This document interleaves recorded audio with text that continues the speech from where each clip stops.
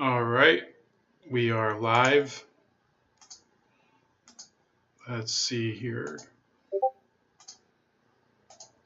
This. Want to welcome everybody. Happy Mother's Day.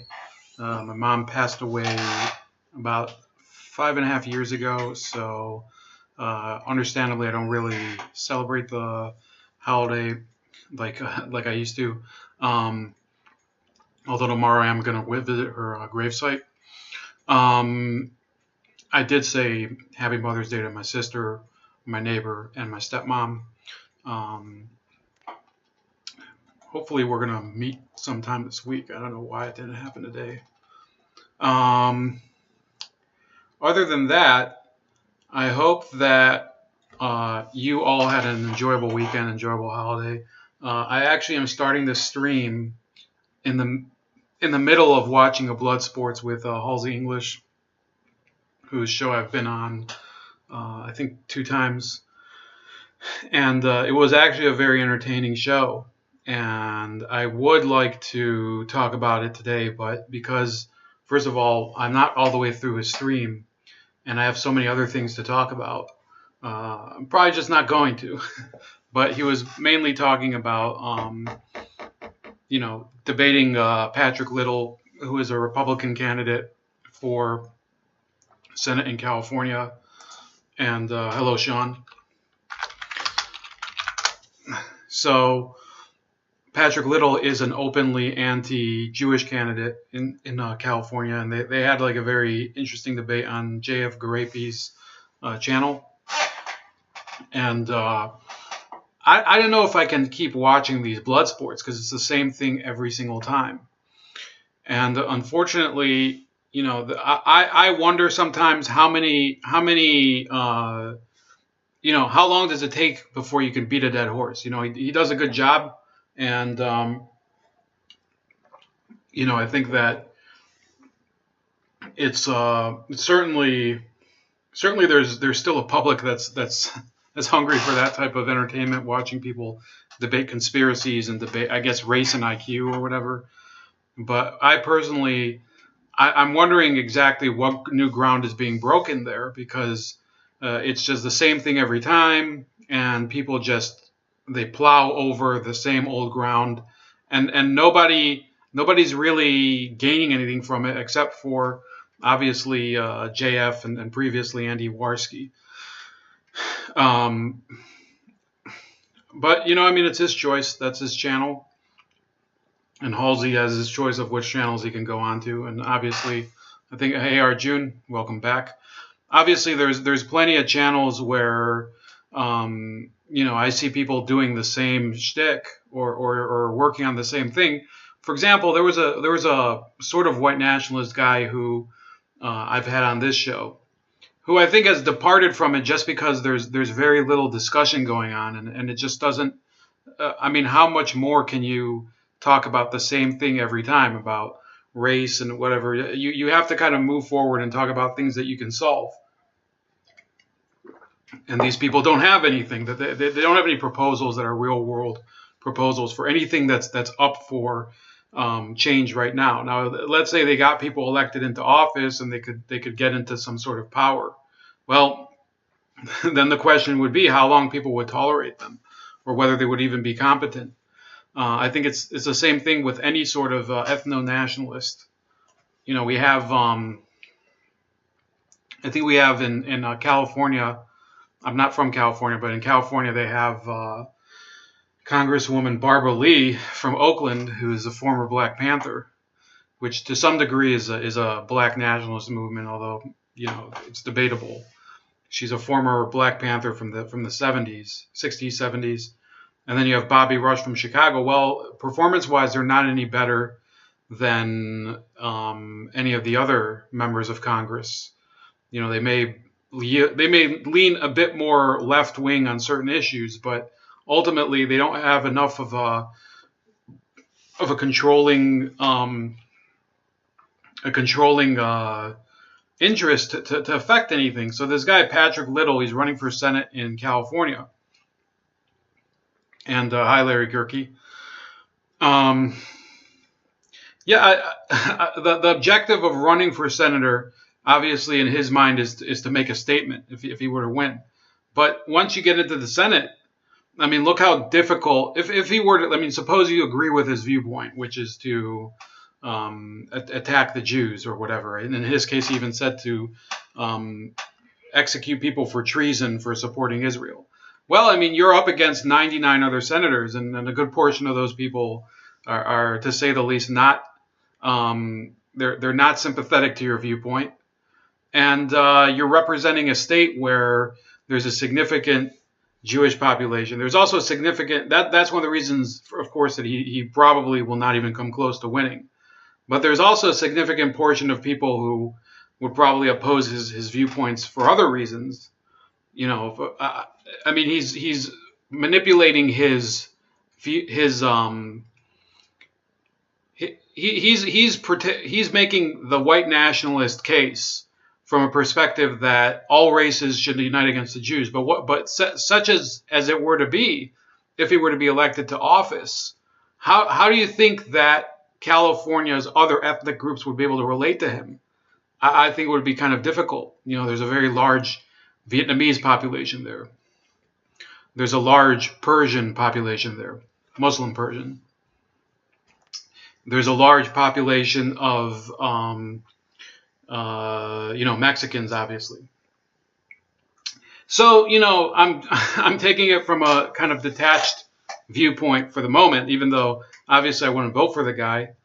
But it's really, it's kind of ridiculous watching him debate with Halsey when, the practical objective of getting elected to office in order to oppose a certain group of people is really, in some ways, I think it shows how shallow of a way of thinking you have.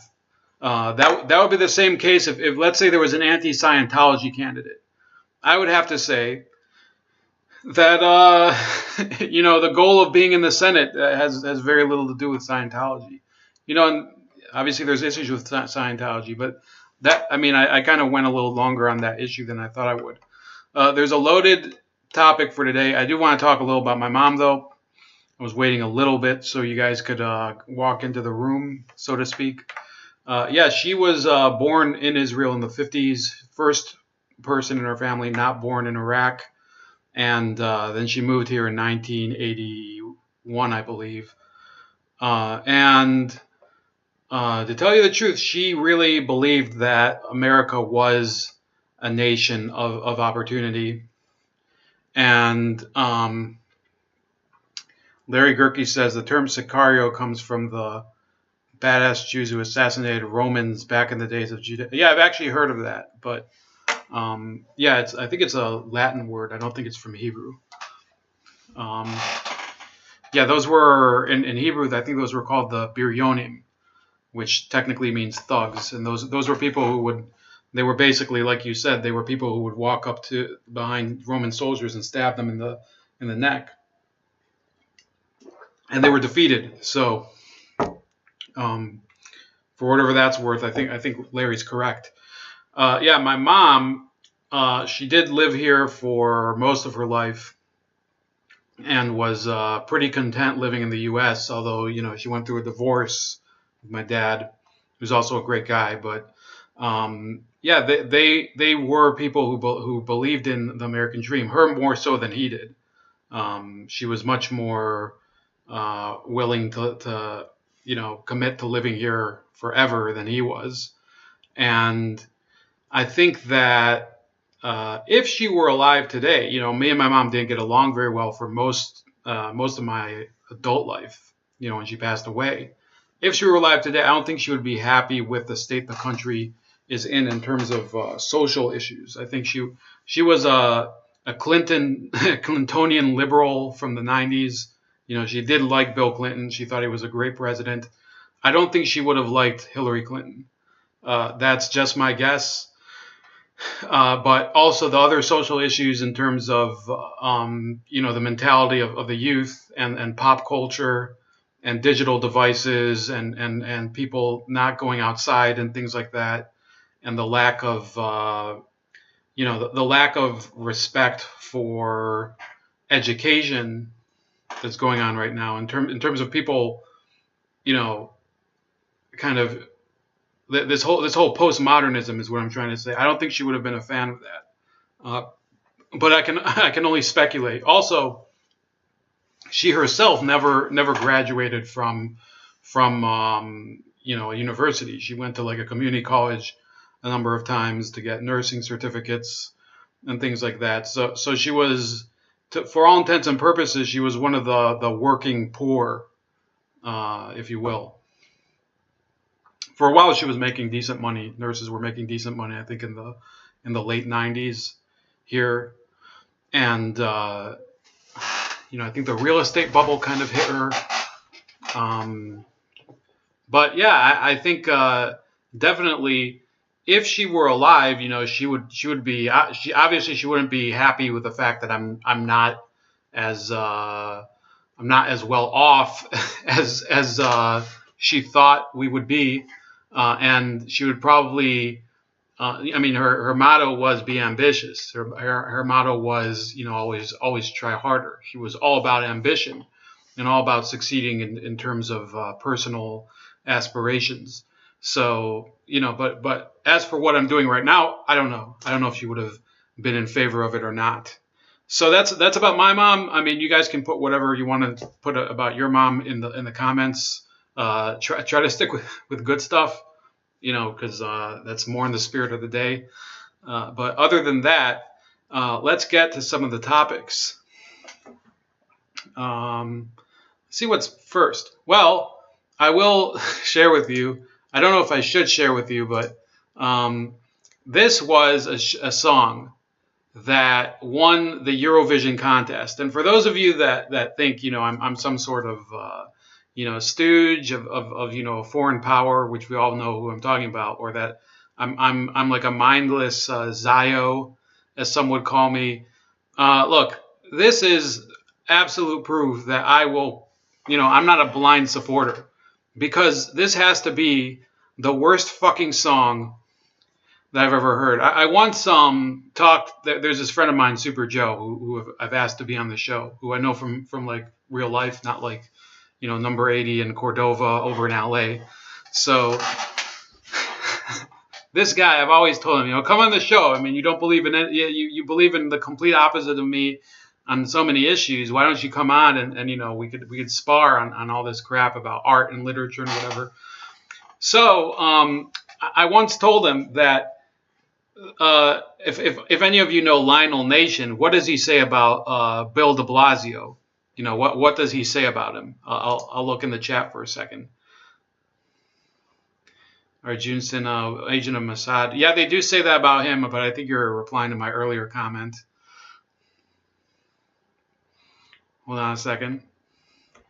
What does Lionel Nation say about Mayor Bill de Blasio of New York? It's a really extreme comment about him. Larry should know. If Larry's still listening, I know Larry like leaves for like 10 minutes to like talk to the plants or something, or continue, or to like consult his red book, quotations of Chairman Mao. But he should know this. What does Lionel Nation say about what's his name, Bill de Blasio? Well, he says he's the worst anything of anything. Not just the worst mayor of America, but the worst anything of anything. So that's the way I used to relate to, or I still relate to the book Pride and Prejudice by Jane Austen. I think it's it's not just the worst book I've ever read, but it's the worst anything I've ever been through. I mean, it's garbage. Larry is very not happy with Lionel Nation for some reason. Look, I mean, I don't know why you're so mad at him. I think he went full in on the vegan crap today, so I skipped that, because why should I have? I mean, I had little enough to eat today anyway. Now I got to hear about fucking plant-based nonsense. I don't know why he's so mad at him. Just watch something else. There's Matt Christensen. I've been watching Matt Christensen too, by the way. He's not bad. But yeah, this song is garbage. So, and it won the Eurovision Song Contest. Sorry, that was Cobra Kai. We're going to talk a little about Cobra Kai in a second. So, forgive me for having you guys listen to this. I don't know why he's so mad at him. Just watch something else. You know, there's Matt Christensen. I've been watching Matt.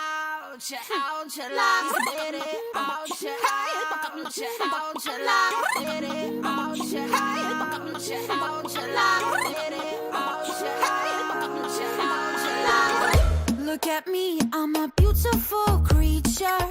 I don't care about your modern time preacher. Welcome boys, too much noise, I will teach ya. Pum pum po, pum pum po. Hey, I think you forgot that I play. My teddy bear's running away. The Barbie got something to say. Hey, hey, hey, hey. My summer says leave me alone. I'm taking my Pikachu home. You're stupid just like you're smart. Wonder Woman, don't you ever forget.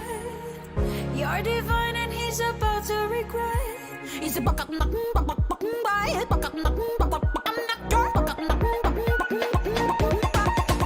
not your toy, not your toy. You stupid boy, stupid boy. I'll take you down now, make you watch me dancing with my dolls on the motherfucker beat. Not your toy. All right, that's enough of that crap. Let me see. Exactly. Jeffrey Allen Johnson, what is this shit? That was my reaction too. That was the entrance that won the Eurovision Song Contest. For those, sorry, Jeffrey must have left. And Larry says, okay, back in 10. I don't know. Larry is really pissed off today. I don't know what happened, but I hope it's not because of anything I did. So yeah, that was the winner of the Eurovision Song Contest, and it was the Israeli singer Netta. And I was reacting to all these idiots earlier today that were saying, oh, we're so proud and whatever, and I'm like, fuck that. I am not going to associate my, if this makes me, in any way anti anything, then I'll be that anti, because it may be the worst song I've ever heard. ABBA to this is a steep decline. I also hated ABBA, Arjun. I hated them. I thought that they were garbage, but I mean, I wasn't old enough to watch the Eurovision. I think ABBA must have been about 10 years before I was born or something.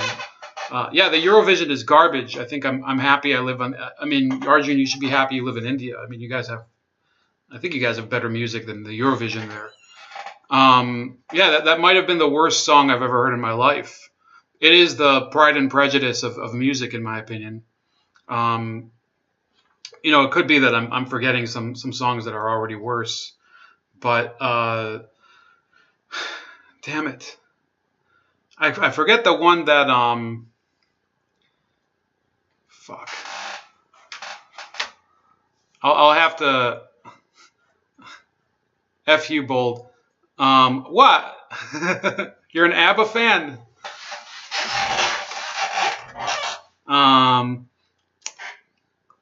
There's another song. I'll have to find it. That if I can find it, I'll show it tomorrow. Or not. Well, tomorrow we're having. By the way, tomorrow, if you're looking at the bottom of the screen, we do have. Here's my cursor. We do have Gary Byrne on, U.S. Secret Service veteran. I'm always glad to have him on. I think he's a great guest. Very open, very cordial, even to like a small channel like ours. And this is a guy who's been on he's been on national TV or whatever. He's an author of 2 books. So he's on tomorrow, 9:30 Eastern time. For those of you that are not looking at the screen. So yeah, that song was garbage, and there's a lot of people that started congratulating her before they heard the song, and I happened to take like a small listen to it last week before the contest happened, and I was like, no thanks. I'm not going to support this crap. It also just so happens that this song has to do with, let me see here, the Me Too movement.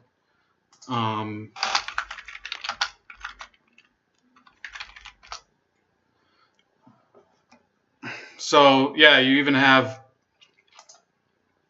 this from France 24. And she basically, I mean, look, I know it. I don't know about you guys. Arjun, I've seen you on camera. You look like you're in decent shape. A lot of us are probably, overweight, including me. But I mean, this woman is basically the size of somebody who's being auctioned off at a cattle auction. And the whole point was that, and she actually had this stupid video where she said that the whole point was, it was body positivity and whatever, and the Me Too movement, and some other crap. And I don't want to belabor the point because honestly, I think that the Eurovision Song Contest is total crap anyway. But no, I think that there's a lot of people. Jeffrey, you're from the U.S. anyway, so I mean this question doesn't pertain to you. But Arjun is from India, and maybe somebody later will tune in from New Zealand. I know we have Floyd and Pincus from there. I wonder, do other countries take pride in crap that nobody would take pride in like this? Because it's just pathetic. How could somebody like a song that is basically total dog shit like this one? Let me see here. Yeah, I knew you were from Kansas. I thought maybe we have another user who's from Australia, whose name is Bandsaw Bandit, who was supposed to be on the show like 3 months ago, but he had some issues, health issues in the family, so he couldn't come on.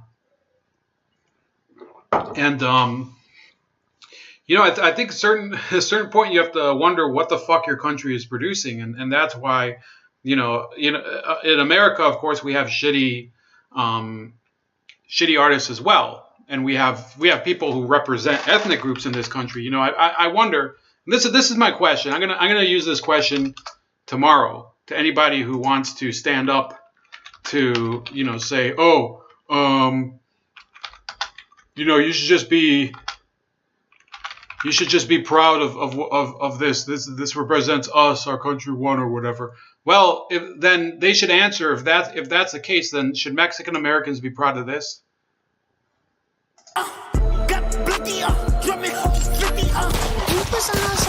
Real quick.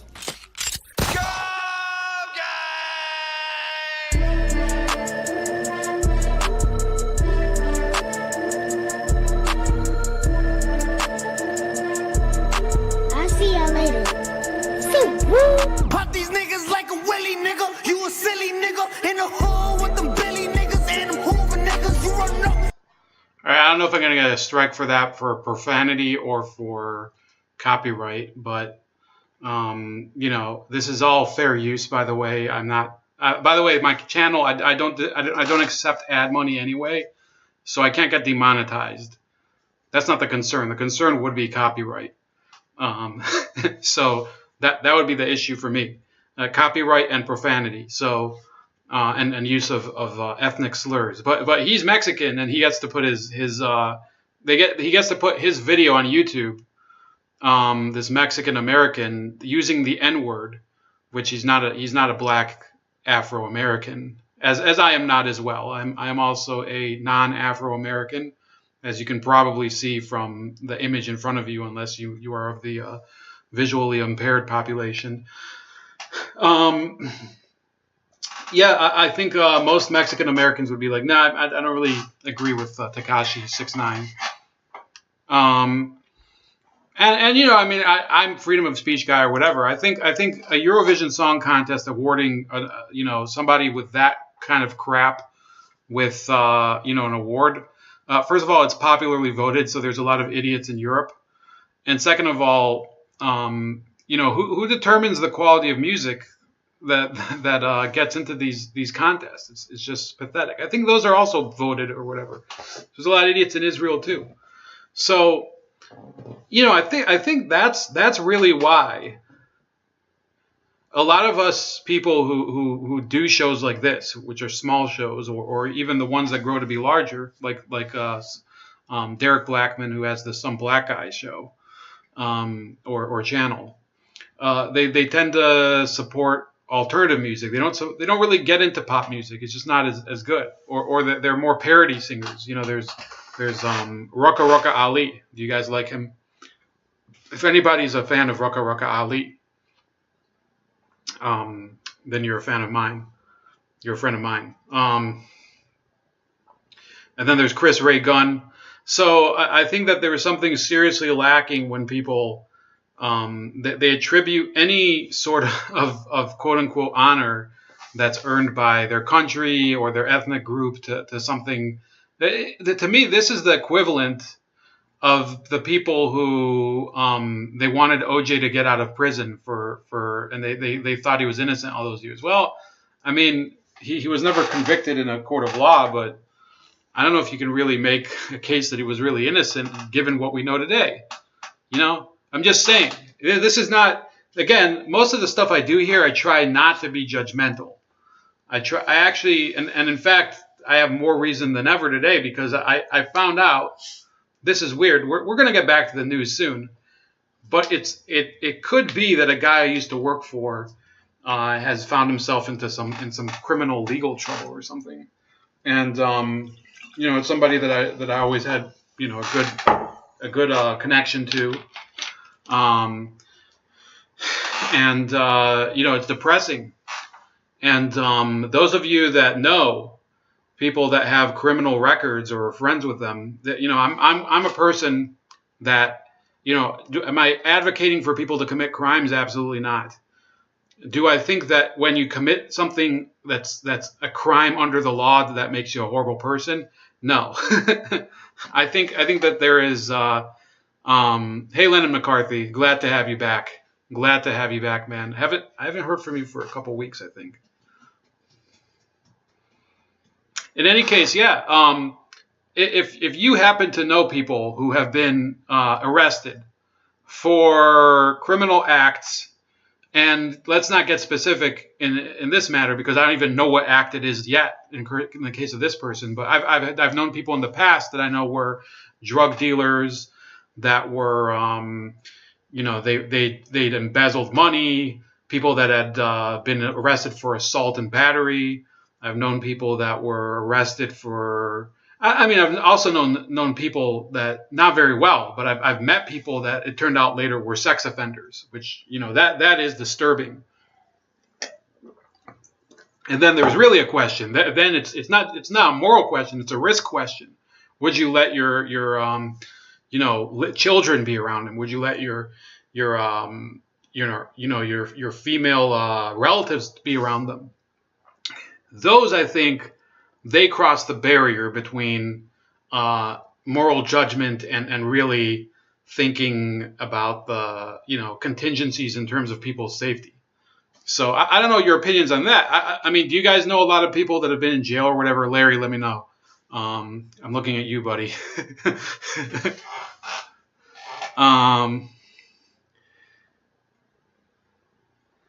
Arjun, I literally choked on my own saliva today listening to him. Yeah, Lil Dicky is pretty funny.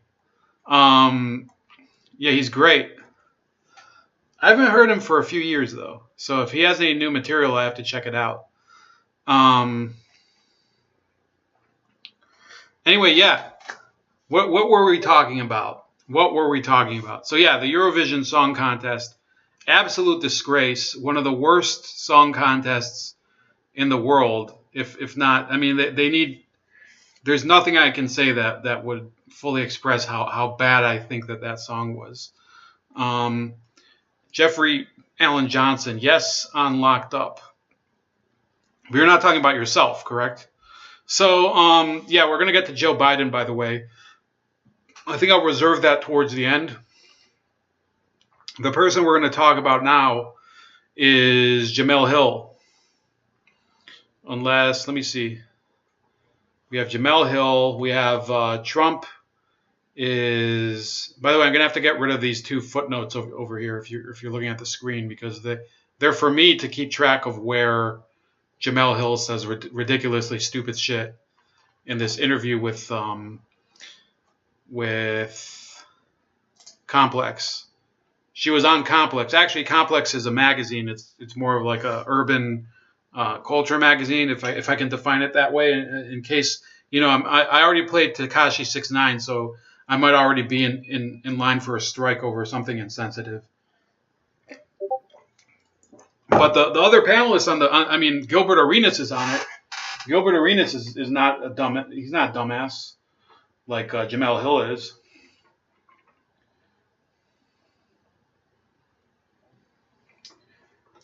Oh, I see Jim So's having a chat soon. I guess I might have to hop off let's hop off at 12:15, okay?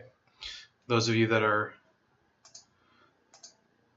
want to catch both. I do want to move on. I do have to do something else too. So just my stupid opinion, it looks like he's having a stream in a half hour.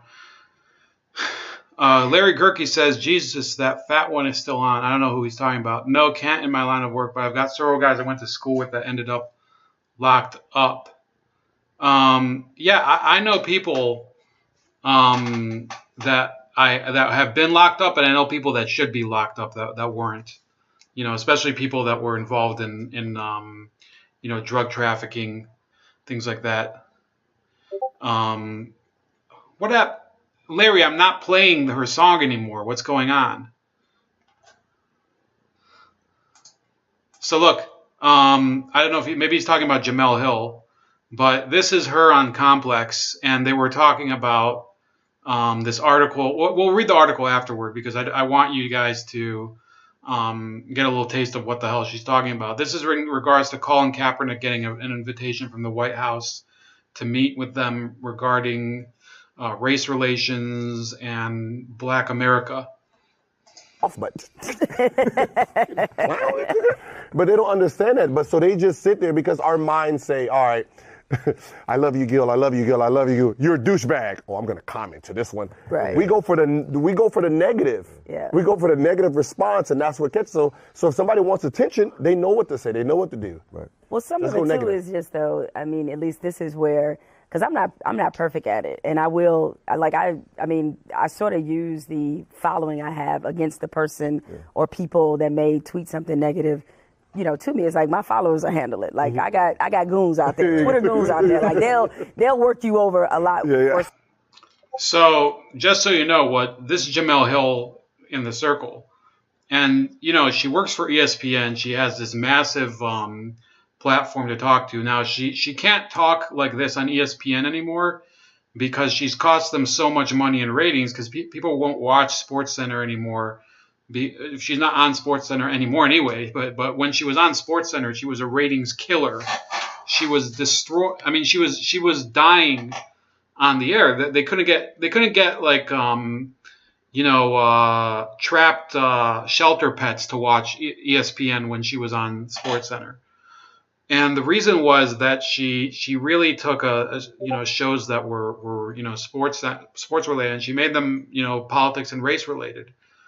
And people don't, first of all, people tune into SportsCenter, yes, for the NBA, for Major League Baseball and the NFL, and tennis and golf, but also NASCAR, also to tune in for, various other topics that are more sports related topics.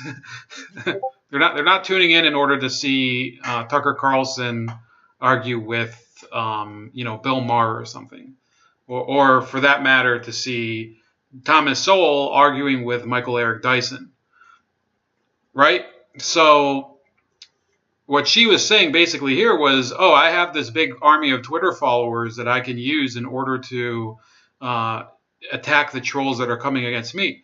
Well, this borderline means that she's doing the Leslie Jones tactic, which is what she used against Milo Yiannopoulos.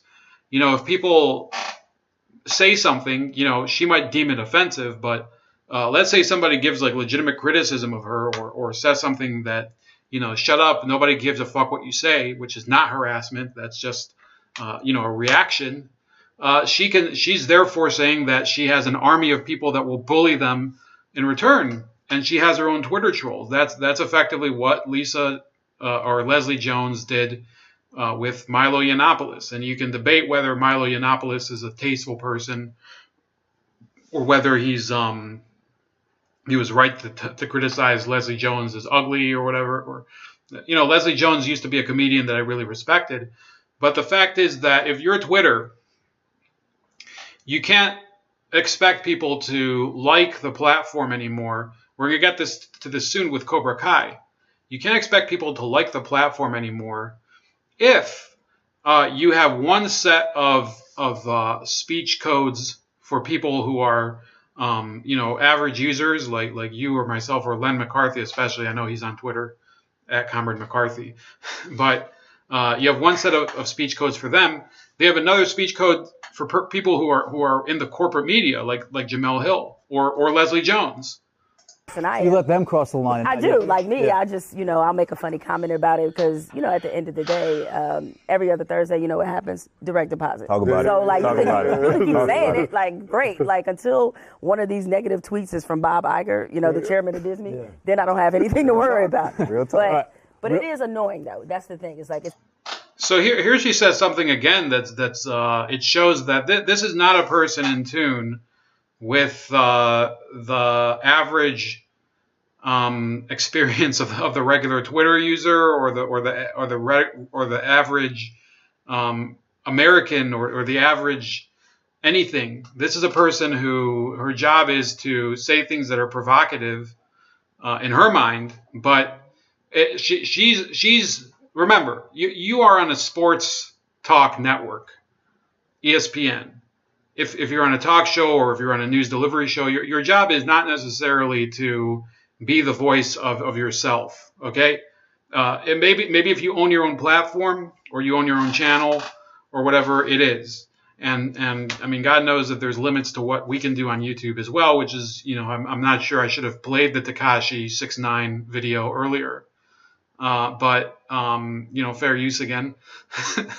But the fact of the matter is that she's expressly saying, I don't have to give a shit what the audience thinks, because in the end, the only person whose opinion matters is the person who cuts my checks, signs my checks, and sends them to me. And that's Bob Iger, who's the CEO of Disney, and Disney is a conglomerate that owns ESPN.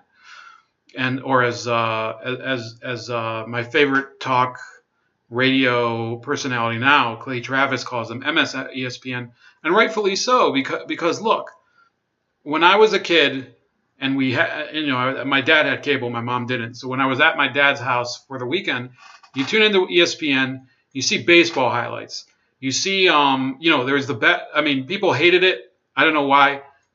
Sunday Night Baseball on ESPN. I watched it every week. Fantastic experience. With Joe Morgan and what was the other guy's name? I forget. Joe Morgan was the color commentator, the guy who used to play for the Reds. Then of course you could go to other networks. There was TBS, Atlanta Braves baseball, WGN, the Cubs. There was Fox NFL Sunday. None of those networks, none of those shows were obsessed with politics. Occasionally they would delve into something, but I mean, this is going back to, I've been watching sports probably since 1994, and maybe a little earlier. So let's say the age of 1992, 7.5, something like that. And I've never seen announcers who have ever said, well, our job isn't to, say things that are in order to, entertain the fans, because obviously the spectacle itself is a sports event, whether it's a NASCAR race, whether it's a tennis match, Serena Williams versus Maria Sharapova, whatever it would be, whether it's, the Rockets versus the Warriors as the newest the newest playoff series is going to be tomorrow, the Western Conference Finals. Nobody ever said that, and Jemele Hill is saying that. She's basically saying, well, my job is not to be there for the fans. My job is basically to say whatever I want as long as Bob Iger doesn't care. And she's demonstrated that on television, and she's demonstrating it in this panel discussion, which is not on ESPN. And it's obvious that if she said this on ESPN, she would be in huge trouble. The fact that she's saying it on Complex, which is, it's almost like saying it's off hours, but still, I can't think that people at ESPN are happy with it, because they've had enough issues with her already. And this is a woman who has completely politicized her position with the sports network. It's not going to bode well for ESPN. Now, you could say to me, if you wanted to, well, who cares? I mean, you believe in freedom of speech, bold. You shouldn't care. I mean, obviously, people, if they have a personal agenda that is consistent with their convictions and their beliefs, they should be able to say whatever they want. I don't think that's what I'm arguing against. I'm saying that when you work for a company that is in the entertainment business, and people are saying, they're writing letters and they're saying to cable network, or they're saying to the cable companies, and they're saying to your network that this is not the network that I grew up with, and this is not the entertainment that I want, and you're not getting new viewers and you're losing viewers, then she's not doing her job. The job of ESPN is to get people to watch their sports commentary and their sports events. And she apparently doesn't think that that's the main goal. She thinks that the main goal is for her to be able to say whatever the hell she wants and for people to just eat it. Let me see here.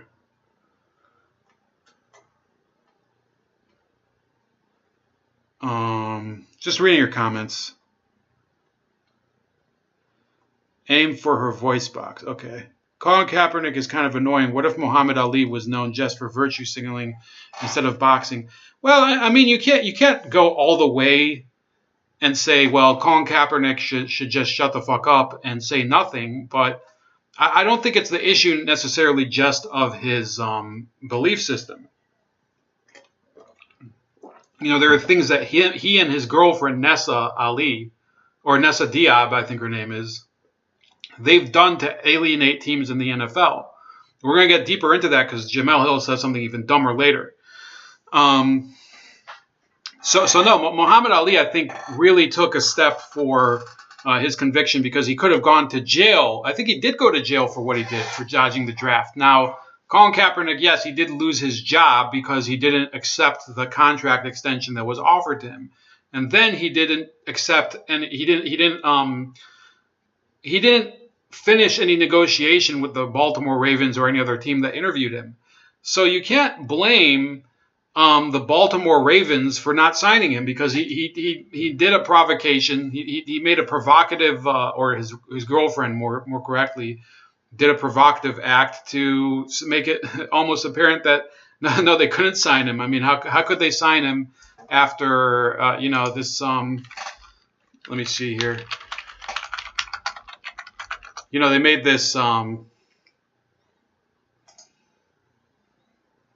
this tweet. I don't know if they're going to show the photo here, but and I might end up having to mute this. Okay, no. So there was this tweet from Nessa Diab making fun of him for making fun of Ray Lewis. Ray Lewis is, those of you that, and Lennon McCarthy has told me before he's not a huge football fan. Just so you know, this is Ray Lewis over here with the cursor, and this is Steve Bisciotti, the owner of the Ravens. Ray Lewis is the Hall of Fame linebacker, one of the greatest linebackers in NFL history, and the greatest franchise player in Ravens history. And Kaepernick's girlfriend analogized them to Samuel L. Jackson and Leonardo DiCaprio's characters in what do you call it, Django Unchained, which, it's funny, but it's not going to get you a job with the Ravens. I mean, let's be realistic here. Let's stop thinking in terms of justice and start thinking in terms of the way the world works. There's people who they get really fired up about things that they're very passionate about, and we all do it. I do it as well. But there's rational reasons why things happen and things don't happen.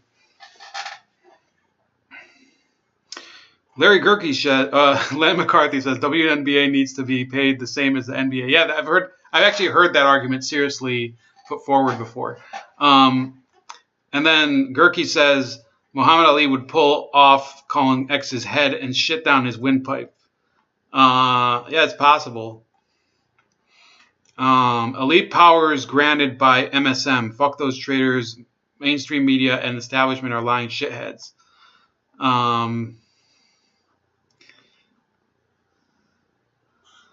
Just report on the sports.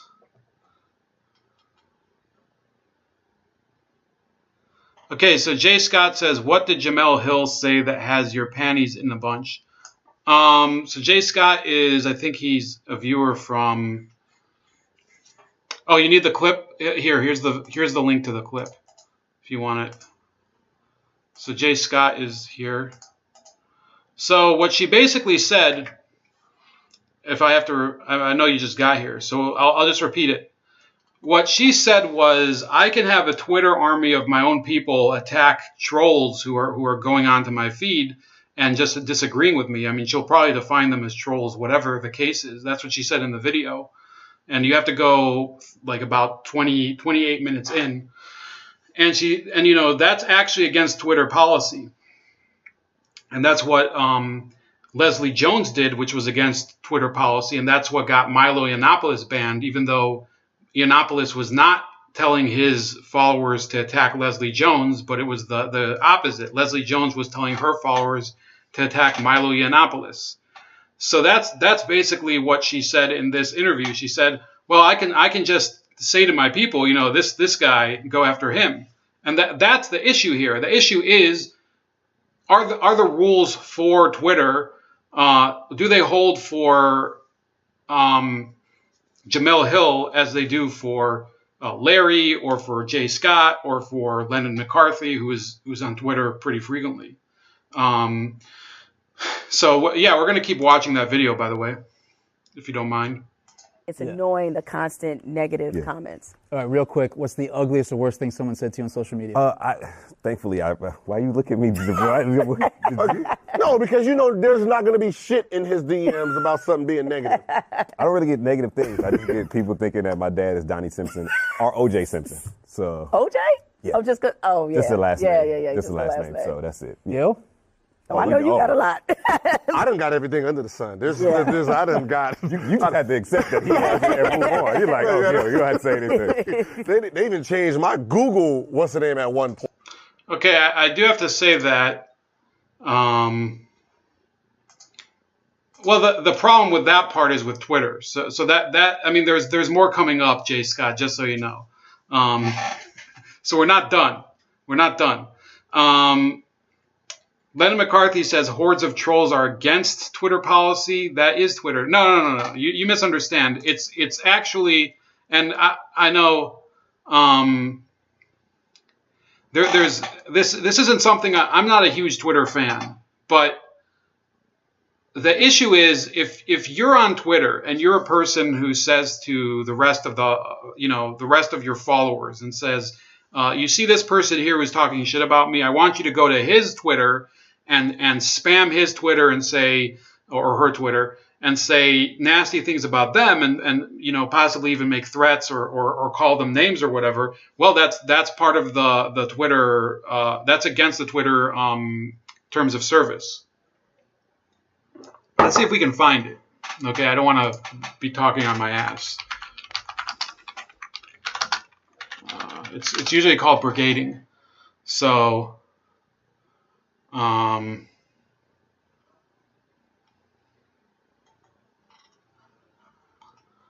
Okay, this is from Vox, and it explains it. And it says quite clearly here. So the practice is called brigading. Gamergate's tactics included brigading, the act of a group targeting specific subjects and strategizing ways to collectively harass or threaten them, and sustain negative focus on any media product deemed to be pandering to feminism or progressive calls for diverse representation. So then down here, though members of those casts received their share of sniping on and off Twitter, the targeted brigading in those cases was primarily directed at boycotts of the films themselves rather than at individual actors. And then they start saying,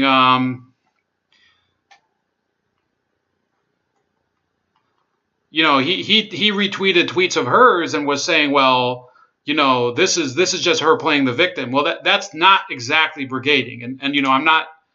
It's not like I really pay attention to what Milo says. I think he's kind of he's a commercial artist. In reality, he uses politics in order to really attract crowds and which is it's fine, but I don't care because most of the stuff he says I don't care about anymore. It's just not.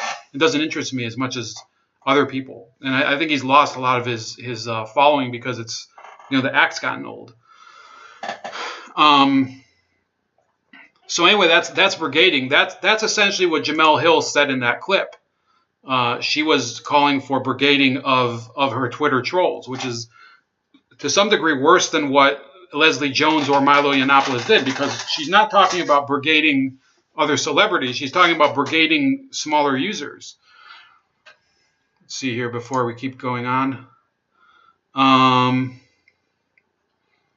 Who else? Good for Milo. Bingo.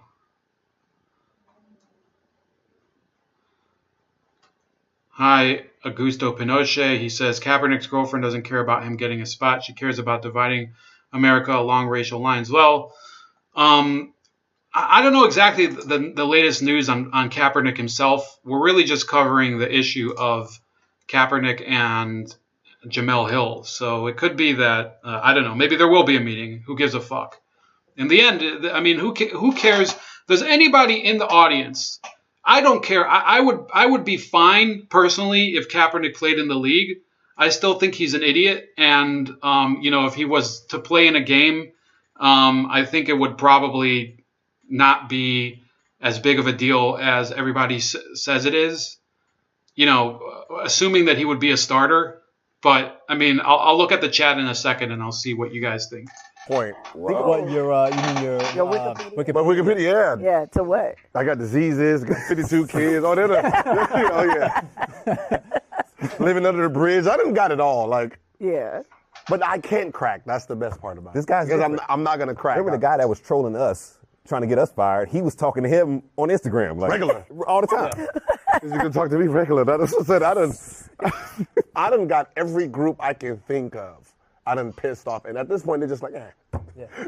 You've pissed off plenty of people. Yeah, I mean, I guess number one on my list would be the president, right? Yeah. I guess that'd be number one. You get high power. Technically, That's lit. that was not the worst thing That obviously is lit. said to me. I actually am more amused by the snail mailers because It takes a lot more time to do that. man, you know how racist you gotta be to put it in the mail and put a stamp on it? Because that one's, you know what? Those are real ones. Those are taken there Those I'm are gonna. OGs. Yeah. I was like, oh my God, so. I've never felt more out of touch until I had to think about what's snail mail. Oh, I got it. Yeah. Sorry, back in the day, we used to have to write a letter and put it in. I got called mayo fuck by Drake Stan on Instagram last week. So Outstanding. that's, You know, they were Canadian?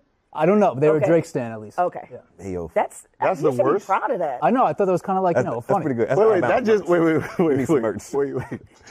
So another thing I have to point out, for those of you that aren't familiar with some of these, I don't know who the other two people are, but the guy over here, if you're looking at my cursor, is Gilbert Arenas. And, well, maybe you can't see it because you're looking at the screen now, but the guy who's second from right is Gilbert Arenas. And while he is the most intelligent person on the stage, there's kind of a very logical reason for trolling him. which is that he was arrested for like a firearms charge like 10 years ago. I think he left like his handgun in his locker, and it's Washington D.C., which has the harshest handgun law, or has the harshest gun laws in the entire U.S. So, I mean, at a certain point, you have to laugh. Who else is here? Jay Scott. I think he left. Yeah, I mean, I did have. I think he thought that the only problem I have with Jemele Hill was her bullshit about Twitter. But no, there's more. There's going to be much more. And unfortunately, we could waste the rest of the evening on Jemele Hill. But I guess I'll skip ahead in the interest of time. That just happened because the last next week. next important clip is around here. I'm building my cloud up shortly. Yeah, he hadn't been cooking. Like, y'all don't have. What does he have to gain? Exactly. I mean, people can't hate him more. Right. You know what I'm saying? It's Yeah, like, you're right. all right, if he turns it down, it's not like it's a news for Right. He doesn't go after big names. Yeah. Now, Jemele, Like Eminem, he didn't go after Eminem when Eminem came at him. He knows who to pick on. I mean, he kind of took a shot at Steph. Yeah. So what they're talking about here is why Donald Trump didn't go after the big names like Eminem or whatever. Well, you have to remember that. I mean, who's he fought with? He's fought with Rosie O'Donnell, who is arguably in some circles a bigger name than Eminem. Maybe 10 years ago she was a bigger name, but back then she was a bigger name and physically a bigger person than Eminem. Who else has he gone after? Arnold Schwarzenegger. He's gone after. I mean, here in the chat, guys, help me out. Who are people that he's been by Arjun? I'll probably tune into that chat a little later. Jimso is just my stupid opinion. He's another guy who was on the show last week. So don't go over to his channel yet. I'll probably be migrating there later.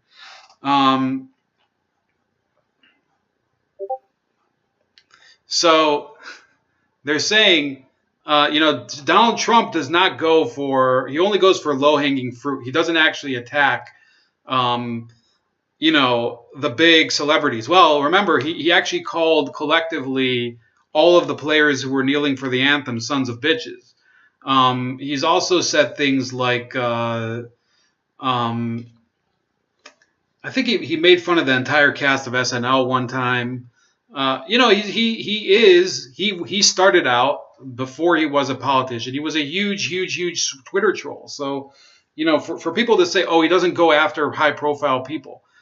I mean, have you been paying attention at all? And what about Kim Jong-un? What about making fun of senators of his own party, like calling Bob Corker little Bob Corker? Does that not count as going after, high profile people? What about, how many examples do you fucking need? John McCain plenty of times. He's already broken all of he's crossed every red line there is in terms of trolling. He hasn't gone after somebody who's been, I'd have to look at, the list of people because I don't know if there's been any rule that he hasn't broken yet. Stephen Colbert, he called him a no-talent guy. Well, Stephen Colbert is, nobody cares if he attacks him. Let's keep going because... But not a big... Yeah, it wasn't a big... It was... Here she gets into some real retarded territory. Yeah. Now, Jemele, on your article on the Undefeated, of course, you were skeptical about the... We'll be reading about that. We'll be reading part of that article soon if we can get through this bullshit. Merits behind him inviting Colin Kaepernick and these other athletes and musicians. Do you think Colin Kaepernick has something to gain or potentially lose if whatever he chooses to decide with this invitation from Donald Trump? I know. I wondered if maybe by doing this, because, clearly Trump supporters, also many of which are NFL fans, have been, and it's not just Trump supporters, have been very vocal about being anti-Kaepernick. It's been, a lot of people in the NFL fan base. Yeah. And so I wonder for him, is this an opportunity to get him closer to the NFL? And even if it was, just based off his actions and everything that he's done to this point, I don't think he'd be interested in that. Right. I think for him, his principles mean a lot more than coming to a meeting that kind of looks like a sham. Yep.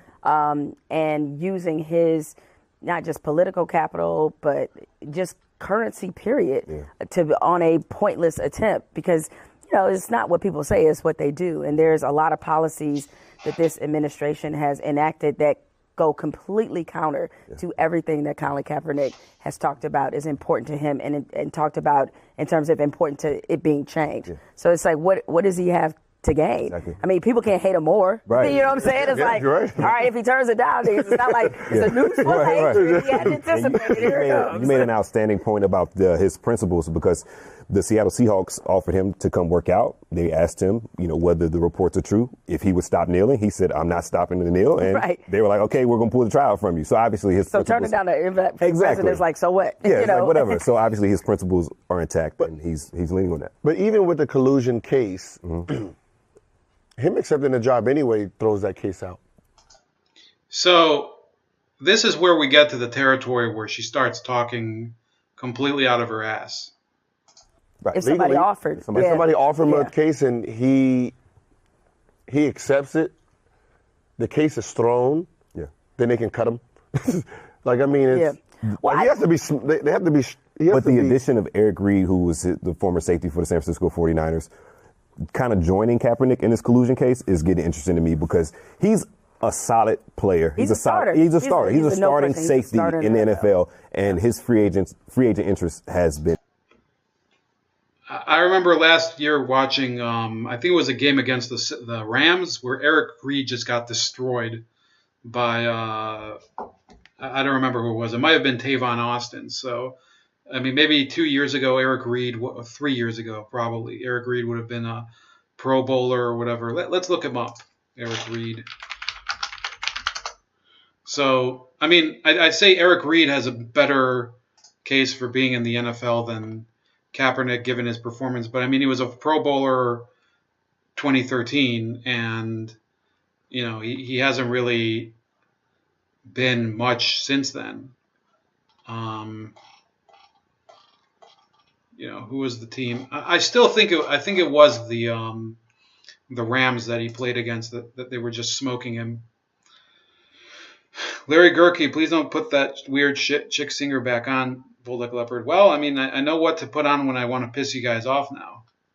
So, but I don't feel like having her on again. So yeah, let's keep listening to this. This gets funnier. Non-existent. But that's what I'm saying. When it comes to collusion, legally, we all have to be in the room together, all of us, and say, we're going to keep them out. If 4 of us is here and the other 26 have no idea, that's not called collusion. Right. This is just a discussion. Well, what I wonder sometimes is what's understood need not be said. Yep. See, they didn't have to get into a row. That's what I'm saying. They don't have to get in a row, but legally, you have to prove it that they all decided together. And that's the bad part about the collusion, that they're not going to ever be able to prove it. You're going to have to pull everyone's email. If one person don't have an email, it's not collusion. But as I'm sure you may know, the NFL hates bad PR. Yeah, this is horrendous. But you see, So this is the one part. First of all, let me break down to you the dynamics of this whole thing. You have one guy on the left, the white guy, who is, he's working for a hip hop magazine, which is, by the way, owned by a white guy anyway. But he's not going to say anything to contradict anything that the other 3 are going to say, whether it's what he thinks or isn't. So that's the way it works on these things. Then you have this guy over here, who's basically there as he's I mean, who is this guy anyway? Pierce Simpson. Let's find him too. I mean, he's a no-name reporter. Sorry if Wikipedia defines who you are, but okay, let's look him up for real.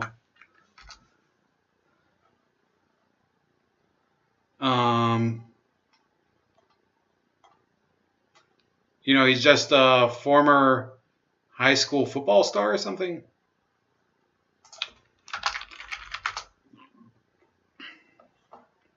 I don't know, man. There's not much I can say about this guy. So, in any case, this guy is mostly here agreeing with Jemele Hill, and I don't think that he's offering the best, backup, because he's basically agreeing with whatever she says. And she's here to. This is really the draw. This is the person. This is the big money person, Jemele Hill from ESPN, and then you have Gilbert Arenas, who is the only person here with real insight into anything because he's had his own legal troubles. He played for the Wizards for, I think, a while, and he played for some other teams. I think the highlight of his career was, the early part with the Wizards. And he was a pretty good. I think he was a shooting guard, if I'm not mistaken. And I have nothing against Gilbert Arenas or the other reporters here, but Jemele Hill is she's talking complete bullshit, because collusion. If you're talking about keeping somebody out of the NFL, Gilbert Arenas makes an amazing point, which is that you would have to prove that there were 32 teams that were in on some sort of decision not to tender an offer to Colin Kaepernick. Now, the fact of the matter is that after he declined, first of all, he declined an offer by the San Francisco 49ers to extend his contract. Okay, that was in 2017. Like in the fall of 2017. No, it was probably even earlier. Then they release him.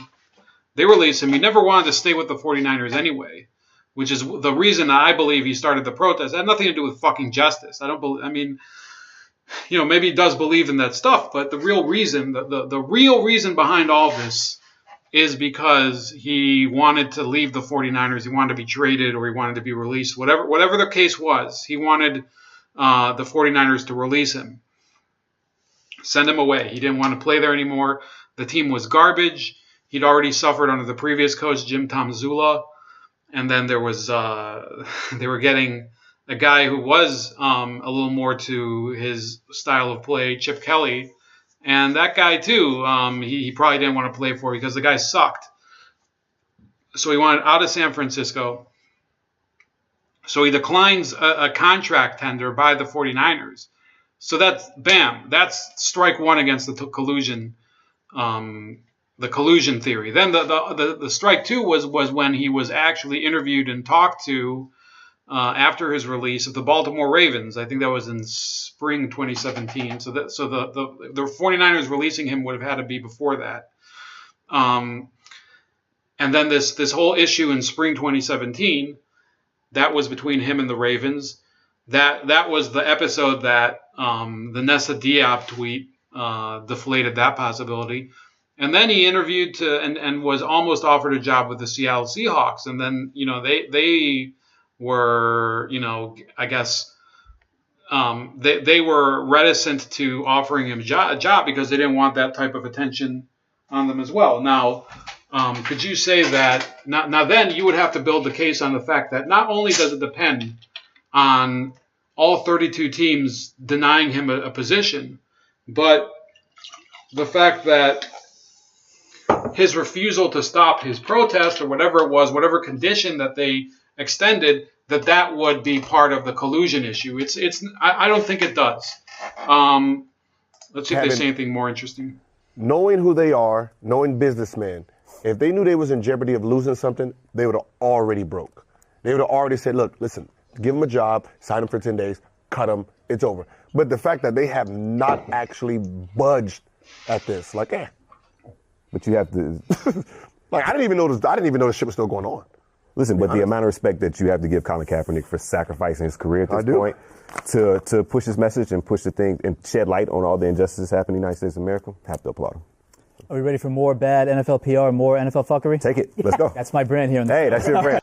Okay, so this is basically the point where they yield the issue that now is no longer. So we can switch to her article.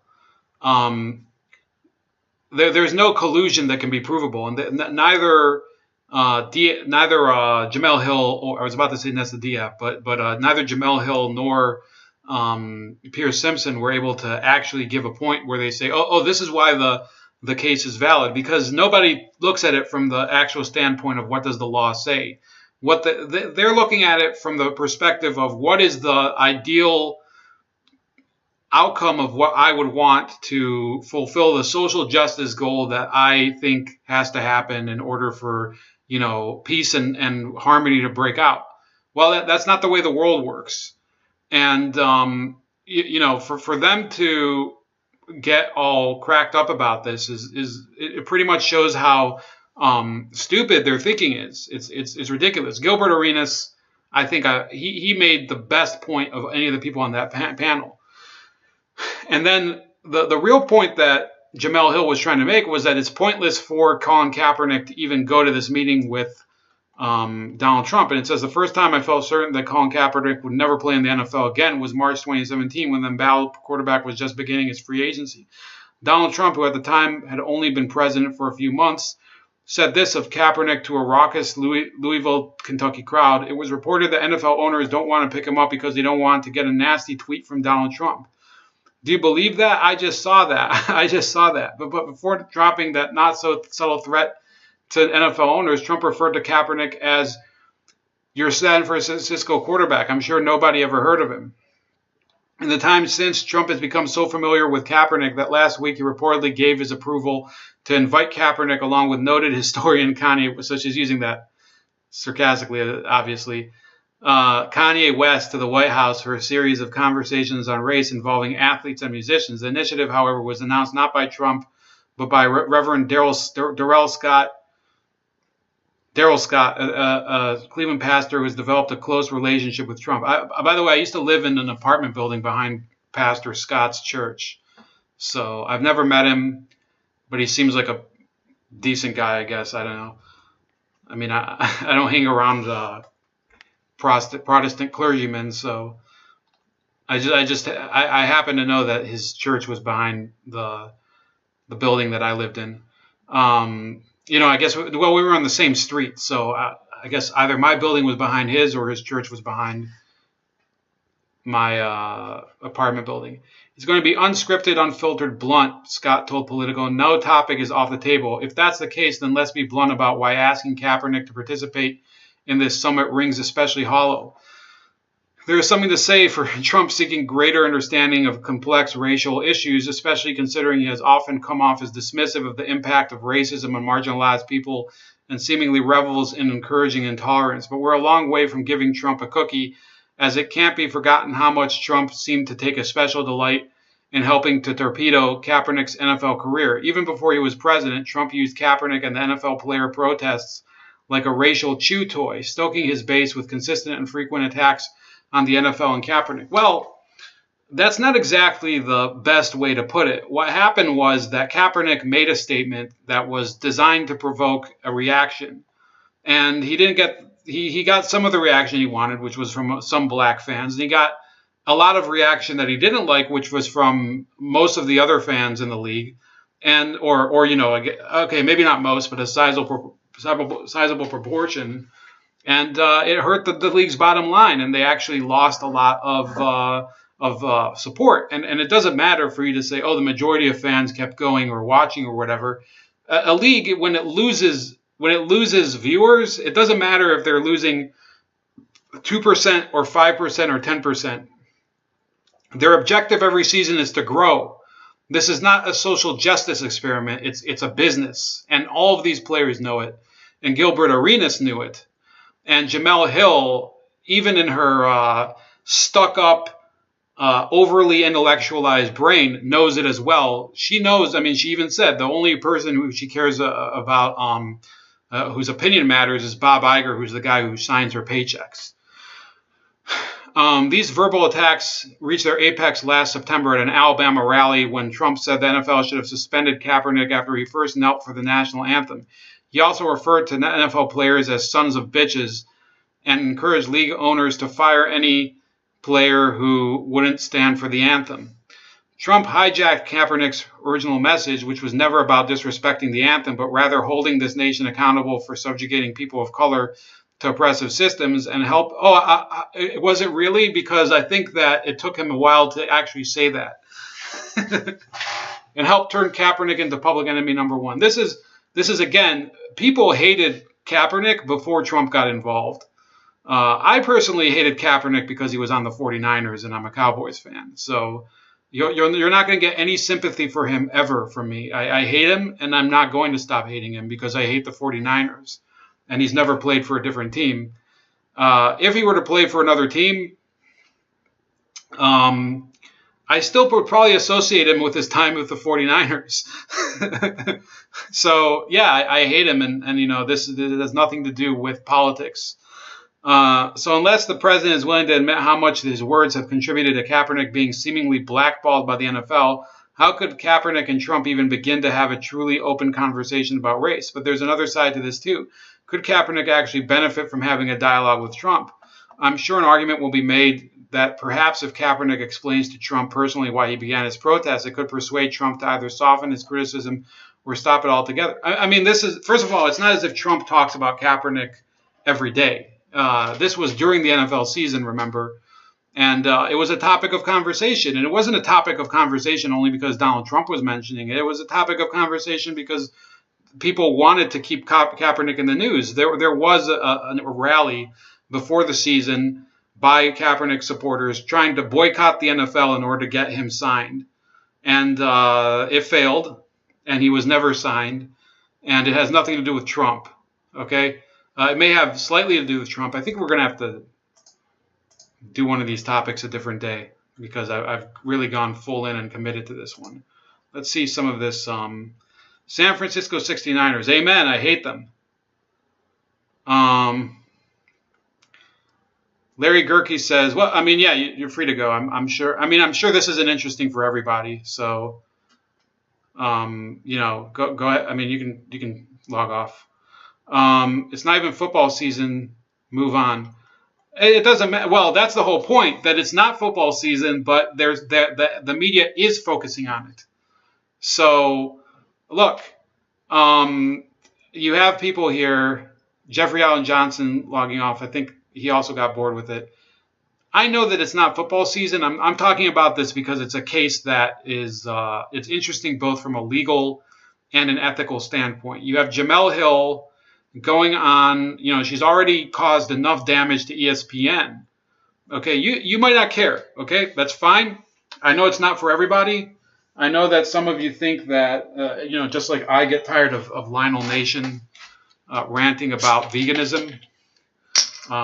Some people are tired of me talking about Kaepernick, or they're tired of me talking about Cynthia Nixon in New York State. But there's certain topics that I develop a keener interest in them, and that I develop more of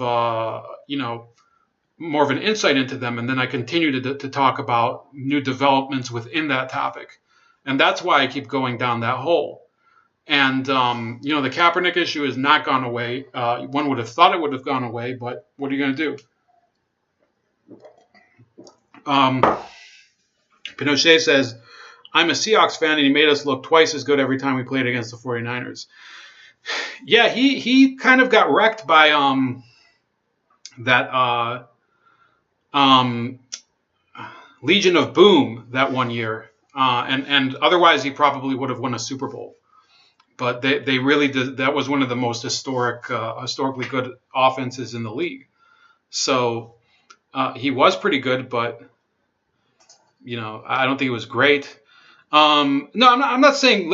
I'm not saying. To be clear, I'm not saying that Larry Gerke is bitching out. I'm just saying if he wants to tune out, that's fine. But for me, this topic is very, very interesting just because of the legal implications. She's saying, "Oh, there's collusion." I mean, where's the collusion? Also, she's saying she's brigading people on Twitter. I mean, Lennon McCarthy. You don't think that's a little unfair? I mean, you're a Twitter guy. You're a huge Twitter guy, YouTube guy too. But by the way, check out Lennon McCarthy's channel on YouTube. If I don't like a topic, okay, that was the last one. Let's see. But yeah, we're going to keep digging in on this. Sorry. We're going to have to talk. I actually wrote a whole article this weekend, but we're going to keep talking, and I have to fix this because what are you going to do? But we're gonna keep on the Jemele Hill bullshit because I want to.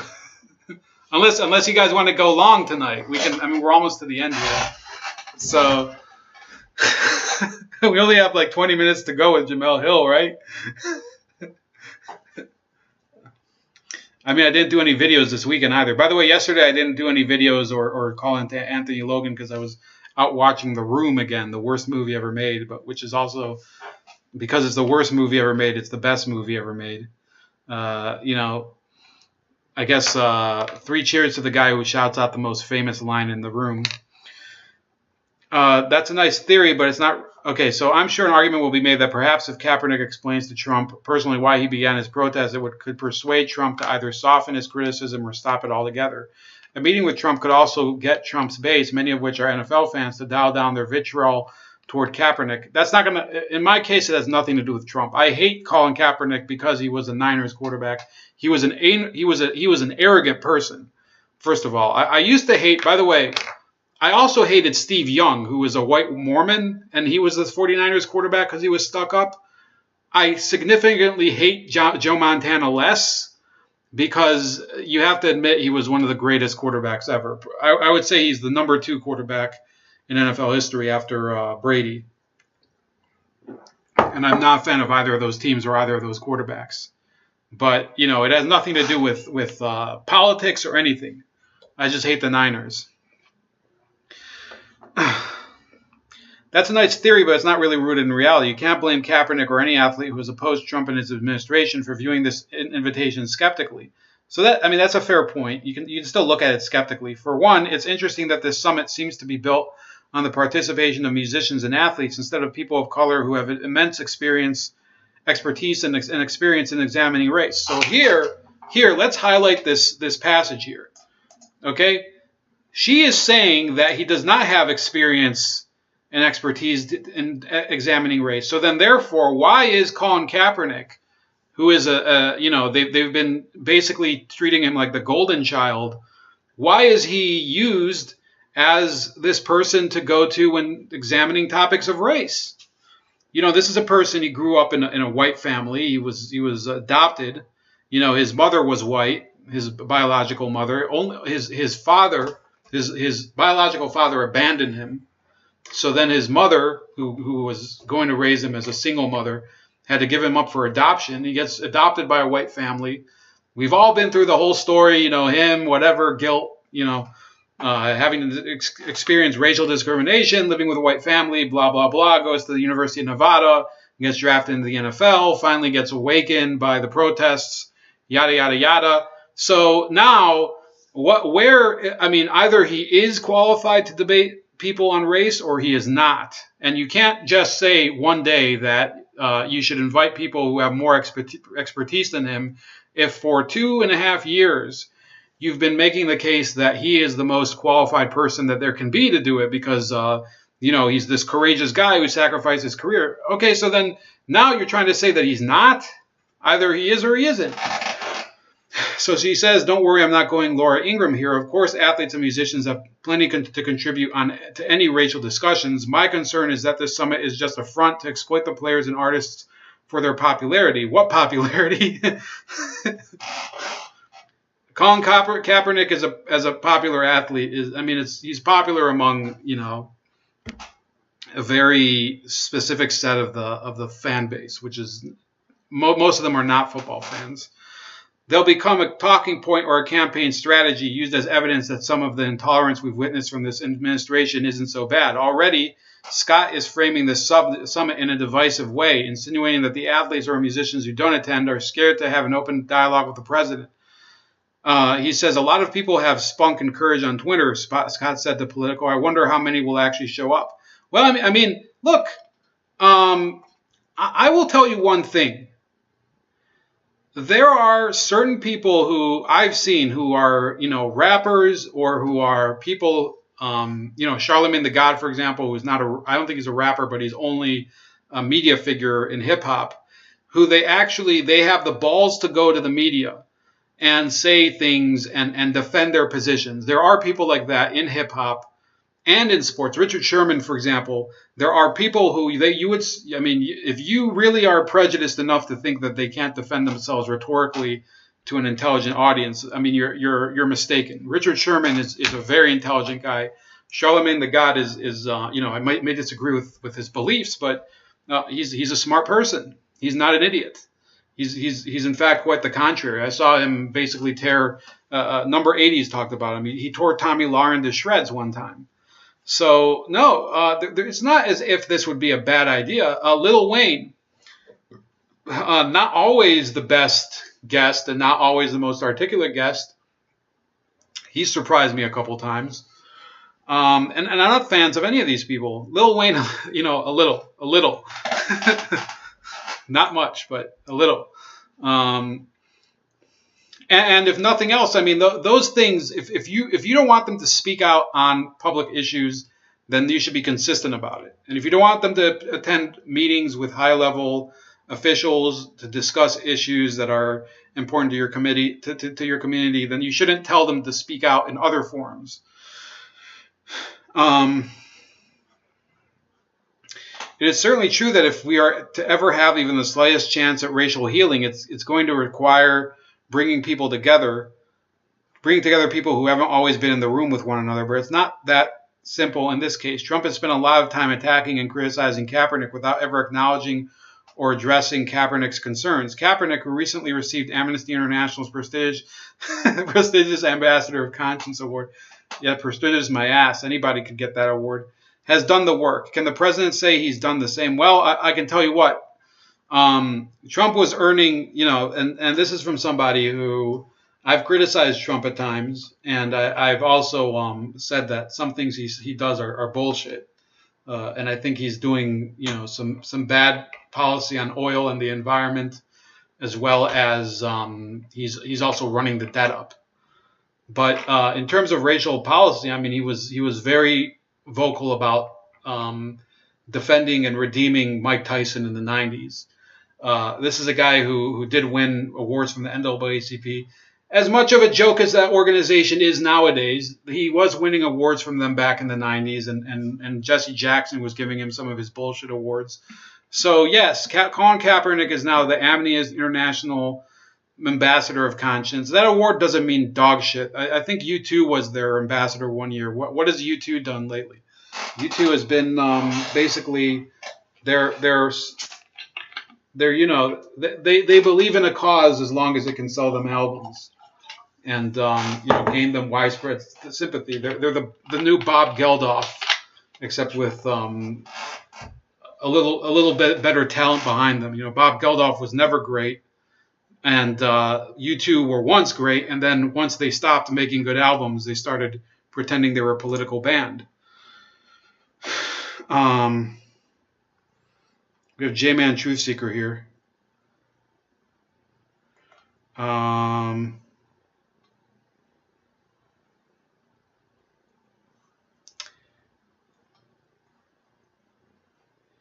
New Comrade Trumpsky out tomorrow. Hopefully it's epic.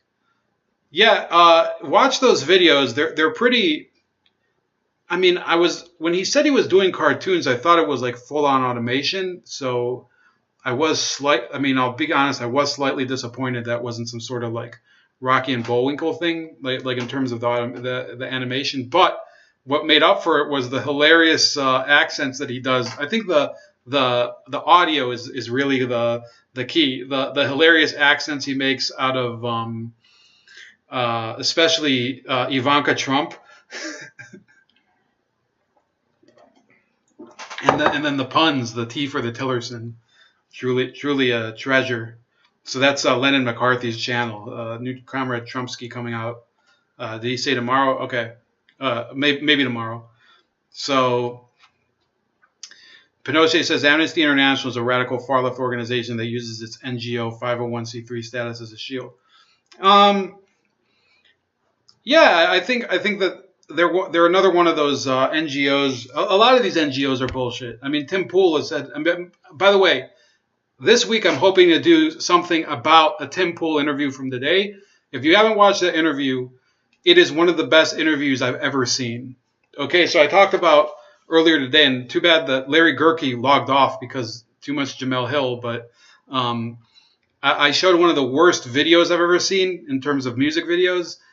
This was one of the best interviews I've ever seen. So we'll pull that up and I'll share it in the chat. So this was an hour-long interview, and for some reason I have it frozen in the middle, but you can watch it. And it's basically about Chicago gun violence. It is one of the best interviews ever. Very insightful. The guest is amazing. The questions are good. The answers are very down to earth and 100% real. We'll do one more topic today. What do you guys want to do? I think we'll save this for tomorrow, because I have to fix it. We're going to talk about the blue wave probably in a separate video tomorrow, maybe tomorrow afternoon before the Gary Byrne interview, because that's going to be its own separate topic. So there was the blue wave.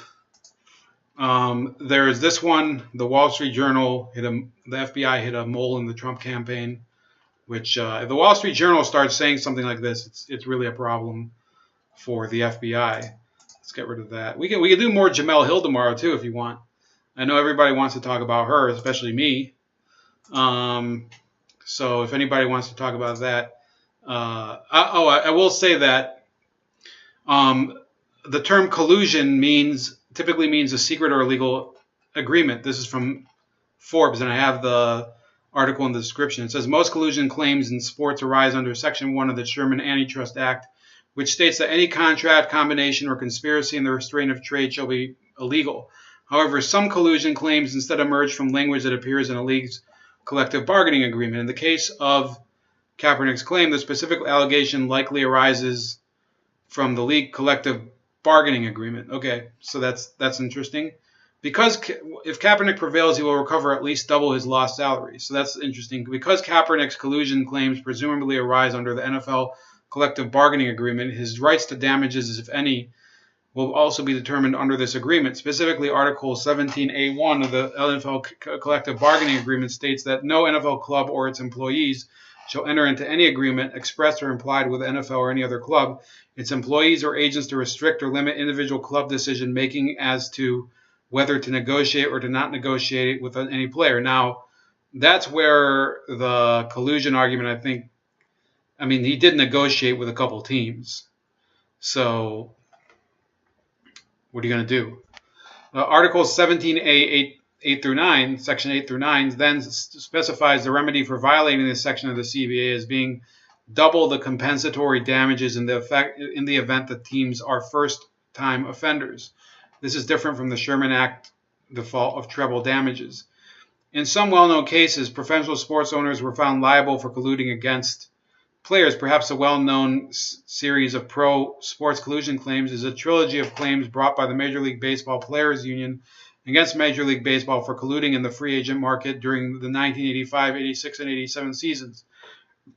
Thereafter, two arbitrators found the lead teams liable for engaging in collusion, and the league ultimately paid nearly $280 million to the league's players to settle these grievances. Now, that was for everybody, so, what are you going to do?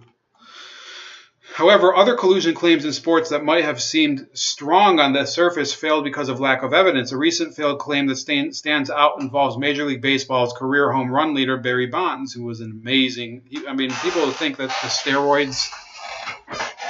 he was great before the steroids, so, that's his problem, that he fucked his career up like that.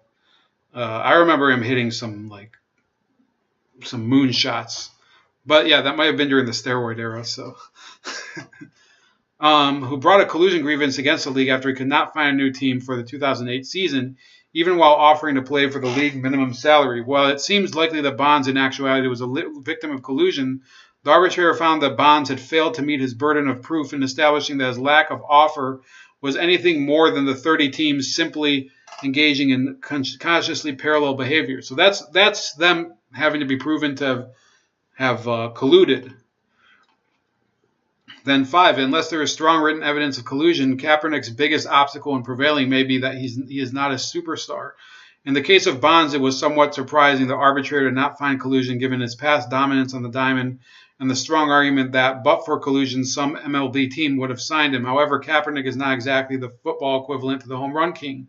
Without strong evidence in the contrary, the NFL team owners may be able to make a persuasive case that each team found that Kaepernick, with his anthem-related baggage, was simply not worth his asking price.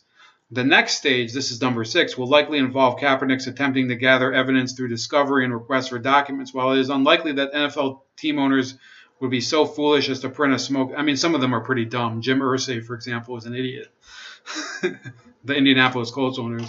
Jerry Jones isn't the smartest tool in the shed either when it comes to certain things. But, yeah, there's Jerry Richardson, who's an idiot for Carolina, who's gone now.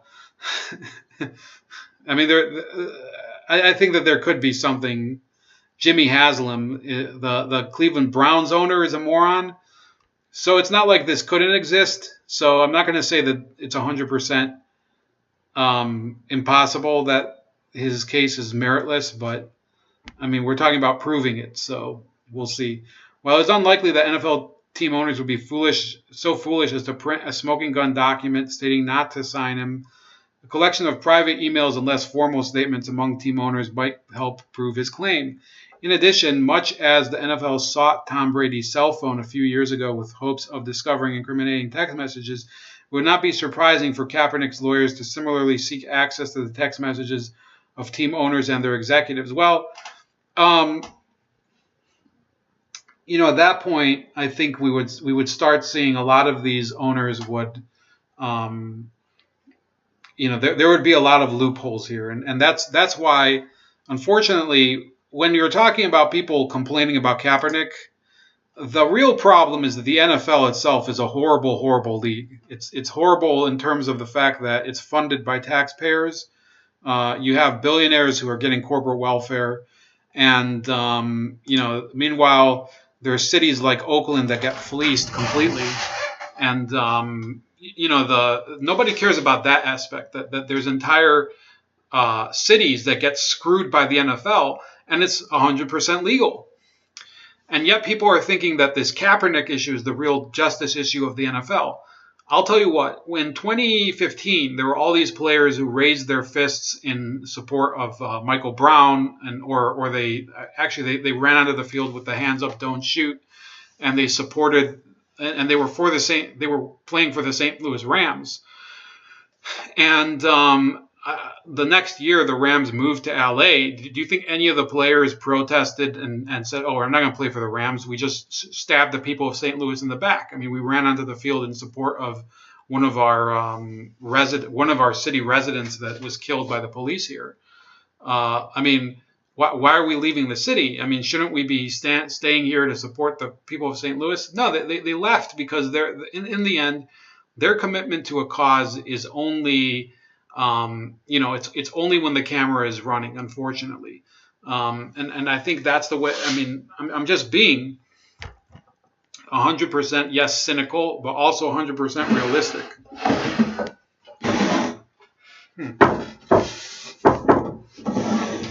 I have yard sale stickers here if anybody wants them. Jamin Truth Seeker says, honestly, I wouldn't believe that is... okay, so Len McCarthy saying, I think it was just riffing off of what I was doing. The left finds a word that just beats the life out of it, like racism and global warming. Now there is a Russian conspiracy with football, collusion. Okay, so whether you're joking or not, I think Pinochet was thinking that he was being serious. But the collusion issue is not. There is a legal issue with collusion in terms of business practices, and that would be denying somebody who is in a certain profession. Let's say that you were a carpenter, and all the carpenter all the woodworking businesses and the unions would keep you out. I think you could then sue them for collusion to keep you out. They would be blackballing you. It happens. Things like that. There is a such crime as collusion, and it has nothing to do with the same. I mean, it just happens to be the same word as the Donald Trump issue, which is kind of complete nonsense, if you ask me. Jamin Truth Seeker says, honestly, I wouldn't believe that is even occurring unless I read it right here. I hear him saying it, but I can't comprehend liberal bullshit unless someone simplifies it for me. Pinochet says, I would think that players like Tim Tebow prove that sometimes good players just don't get hired and not that he's a truth seeker. That he's a good player.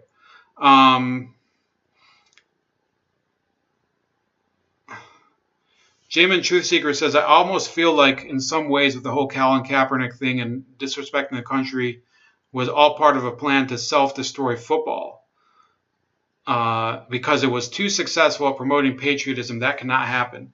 Look, I think, unfortunately, it's become a major distraction. Obviously, I mean, Lennon McCarthy was on the stream one time, and he's not even a football fan, and we were talking about Colin Kaepernick, and it was the spring. So it's a major distraction. Even I mean, I'm talking about it, and some people think it's boring at this point. But it is a legal issue. It is an issue of society and politics, and it's also an issue of how much can we tolerate this politicization of sports.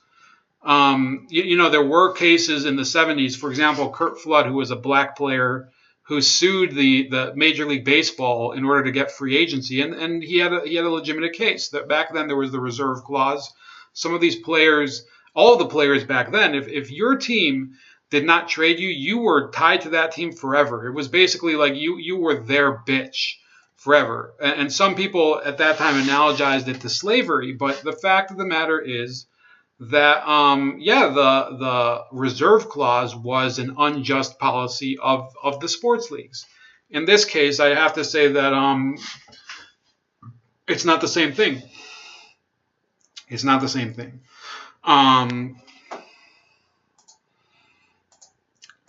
Does anybody want to keep going, or are you guys tired like me? I think we can probably cut it off now.